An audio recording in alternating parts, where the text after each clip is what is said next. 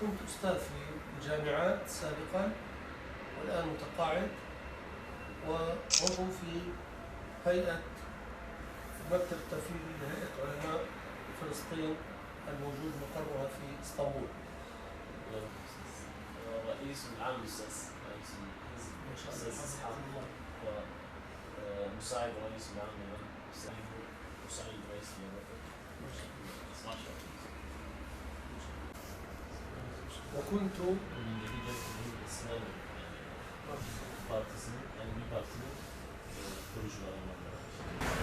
نحن متأكدون أن المستقبل للإسلام، وعندنا كتاب كتبه السيد قطب رحمه الله في الخمسينات اسمه المستقبل لهذا الدين، والذي قاله سيد قطب في ذلك الزمان البعيد يتحقق الآن والحمد لله.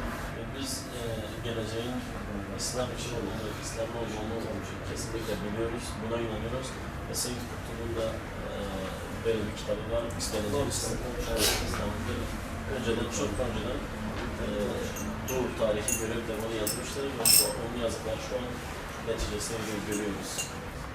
أستاذ الفاضل، نحن رسالتنا لكل من نزورهم ونتواصل معهم قصيرة وواضحة ومحددة، وهي أن هذه القضية المباركة قضية المسلمين في فلسطين ترفع من يعمل من أجلها وتخفض من يعمل ضدها. Yani hocam bizim ziyaret ettiğimiz her yere kısa bir mesajımız vardır. O da bizim birinci önceliğimiz olan, bizim hedefimiz olan Kudüs'tür ki o onun uğrunda çalışmalar insanı kaldırıyor, güçlendiriyor. Ama onun aleyhine olan çalışmalar ise insanı küçümsüyor, küçük düşürüyor. Mescid-i Aksa'yı işgal eden, orada o sorunu oluşturan güç, Kürtleri de bu şekilde ülkelere bölüp sorun oluşturanlardır. Siyonistlerin başı ezilirse, o tehlike ortadan kalkarsa bizim sorunlarımız da burada hallolur. Kudüs, Selahaddin Eyyubi tarafından fethedildi. O fetih yapılırken o zamanki şartlar ve fetih şekli ele alındığında biz inanıyoruz ki yine aynı şartlar mevcuttur. Biz inanıyoruz ki o ruh şu anda yine de vardır.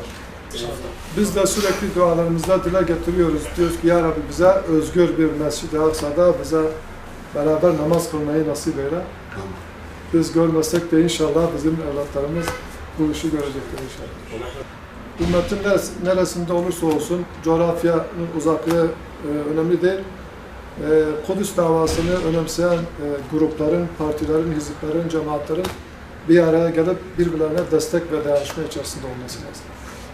Biz 2 Ekim'i Kudüs'ün ikinci kez fethini bir milat olarak kutlamaya başlayacak bu sene. Biz bunu inşallah bu fethi canlı tutacağız.